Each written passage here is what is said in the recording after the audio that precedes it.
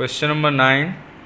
Question number 9 में हमें 9 digit का क्यूब रूट निकालना है। ठीक है, तो क्यूब रूट निकालने के लिए हमने 3 स्टेप में इस क्वेश्चन को सॉल्व किया है। इस तरह से हमें इसको फॉलो करना है। और यहाँ पे क्यूब रूट LMR ये एक फार्मूला लिखा है हमने। तो क्यूब रूट में हमको 3 नंबर ही निकालने हैं, एक L की वैल्यू, M की वैल्यू और R की वैल्यू। अब देखिए, जैसे क्वेश्चन है हमारा 9 डिजिट का, तो इसमें 3 डिजिट का पेयर बन जाएगा। पहली 3 डिजिट 152 ये R की वैल्यू है, R के प्लेस पे है, R यहीं से निकलेगा मतलब। ठीक है, और ये जो दूसरी 3 वैल्यू हैं 6, 7 और 3, इनको सॉल्व करने से M की वैल्यू मिलेगी और 247 के लिए L है। तो कुल मिला के हमने सपोज कर लिया कि क्यूब रूट इसका L, M और R होने वाला है। तो स्टेप फर्स्ट में हमें करना क्या है, सबसे पहले हमें L की वैल्यू निकालनी है। तो L के लिए हमें देखना ये पड़ेगा कि ये जो हमारे पास 247 है, 247 कौन से दो नंबरों के क्यूब के बीच में लाई करता है। तो 247 के केस में हम देख रहे हैं कि 6 का क्यूब होता है 216 और 7 का क्यूब होता है 343। ठीक है, तो 247 6 के क्यूब और 7 के क्यूब मतलब 216 और 343 के बीच में लाई कर रहा है। तो अब हमको ये देखना है कि भाई 6 छोटा है कि 7 छोटा है। तो जो छोटा नंबर है वो एक्चुअल में हमारे पास L की वैल्यू हो जाएगी। 247 lies between 6 cube and 7 cube, but जो स्मॉलर नंबर है वो हमारी L की वैल्यू कहलाएगी। तो इस तरह से हमने L की वैल्यू मालूम कर ली। और इसके बाद फिर अब हमें R की वैल्यू निकालनी। तो R की वैल्यू के लिए देखिए, यहाँ पे R के लिए हमने बोला है कि 152 को ऑब्जर्व करना है। तो 152 हैविंग लास्ट डिजिट 2, 152 की लास्ट डिजिट क्या है, 2 है। सो हमें देखना है कि किस नंबर के क्यूब की लास्ट डिजिट भी 2 होती है। तो हमको पता चला, हमको मतलब 1 से लेकर 10 तक का क्यूब तो याद है ही, तो इस वजह से मालूम चल गया कि 8 का क्यूब 512 है, जिसकी लास्ट डिजिट क्या है, 2 है। ठीक है, और जबकि हमारा 152 था जिसकी लास्ट डिजिट क्या थी, 2। तो बस इतना ही मैच करना है। और R की वैल्यू कितनी आ गई, 8। R की वैल्यू 8 मिल गई, L की वैल्यू हमने 6 निकाली। अब लास्ट में हमें M की वैल्यू कैलकुलेट करनी है। तो M की वैल्यू निकालने के लिए हमको करना क्या है, जिस नंबर का क्यूब रूट निकालना है उसमें से हमें R क्यूब माइनस करना पड़ेगा। तो R क्यूब, R एक्चुअल में 8 था, R का क्यूब 512। इसको जब हम यहाँ पे इस तरह से माइनस करते हैं तो देख रहे हैं आप 512 माइनस होगा, 2 में से 2 माइनस होगा 0 मिलेगा, 5 में से 1 माइनस होगा तो 4 मिलेगा। और यहाँ पे फिर आगे हमें सब्सट्रैक्ट नहीं करना है, हमारा इंटेंशन खाली 4 से था। 4 मिल चुका है हमें। ठीक है, अब 4 जब मिल जाएगा तब हमें एक फार्मूला याद रखना है M की वैल्यू निकालने के लिए, 3R² M, 3R² M। तो यहाँ पे हम 3 और R की वैल्यू 8 मिली थी, इसका स्क्वायर 64 मल्टीप्लाइड विद M, तो 192 इंटू M मिल गया।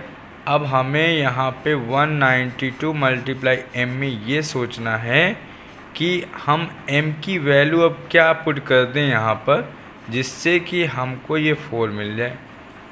ठीक है, M की वैल्यू हम कितनी पुट कर लें कि यूनिट डिजिट में हमारे पास आफ्टर मल्टीप्लाई 4 मिल जाए। तो हम देख रहे हैं M की वैल्यू अगर यहाँ पे हम 2 पुट करते हैं तो 2 इंटू 2 4 मिल जाएगा। इस वजह से M की वैल्यू कितनी हो गई, 2। और फिर इस तरह से हम अपना M की वैल्यू निकालने के बाद अपना आंसर लिख सकते हैं। So cube root will become L, M and R। तो L की वैल्यू कितनी होगी बेटा, L की वैल्यू हमने निकाली थी 6 और M की वैल्यू 2 और R की वैल्यू 8। That's it. तो L की वैल्यू हमारे पास हो गई 6, M की वैल्यू हो गई 2 और R की value 8। That's it. Question number 10, question number 10 जो कि पार्शियल फ्रैक्शन का क्वेश्चन है। इसमें हमारे पास पार्शियल फ्रैक्शन के जो भी क्वेश्चन मिलेंगे वो लीनियर इक्वेशन डिनोमिनेटर में भी लीनियर रहेगा और न्यूमरेटर में भी लीनियर रहेगा। अब हमें इस टाइप के पॉलिनॉमियल को by using partial fraction distribute करना पड़ेगा कि मतलब हम इसको क्या लिख सकते हैं। तो 3x+5 के नीचे आप देख रहे हो यहाँ पे x+1 x-1 और x+5 है। इसको हम जीरो के इक्वल पुट करके जीरोज निकालेंगे। तो पहला जीरो हमें मिला -1 x+1 को जीरो के इक्वल रखने से, और दूसरा जीरो x-1 इक्वल जीरो पे x की वैल्यू 1, और थर्ड जीरो x की वैल्यू -5। इस तरह से हमें ये 3 जीरोज मिल चुके हैं। अब ये जैसा कि आप जानते हो 3x+5 अपॉन x+1 x-1 और x+5 है, तो हम इसको लिख सकते हैं सेपरेट करके। ये पूरा अपना पॉलिनॉमियल लिखा जाएगा, ये पूरा पॉलिनॉमियल अपॉन में ये x+1, ठीक है, x+1, और फिर दोबारा से पॉलिनॉमियल लिखना है और डिवाइड में x-1 प्लस पॉलिनॉमियल और डिवाइड में x+5 तीसरा फैक्टर। अब यहाँ पे आप देख रहे हो कि पहला जीरोज हमारे पास -1 था, तो जो पॉलिनॉमियल आपने लिखा है ऊपर उस पे आपको पहला जीरोज पुट करना है। x के प्लेस पर -1 पुट करेंगे और फिर सॉल्व करेंगे।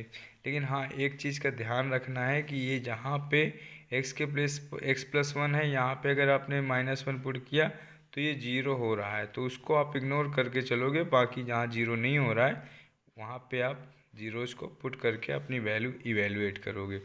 तो सेकेंड वाले में जैसा कि आप देख रहे हैं x=1, यहाँ पे x-1 में जीरो पुट, यहाँ पे 1 पुट करने से ये पूरा नॉट डिफाइन हो रहा है, इसलिए हम यहाँ पे पुट नहीं करेंगे। x-1 के प्लेस पर 1 नहीं पुट करेंगे, बाकी यहाँ पे पुट करके हम आगे सॉल्व करेंगे। ऐसे ही x+5 में ये जब x की वैल्यू -5 हमने पॉलिनॉमियल में पुट की, ठीक, -5, तब इसको सॉल्व करेंगे और वहाँ पे x+5 है, यहाँ पे हम वैल्यू को पुट नहीं करेंगे।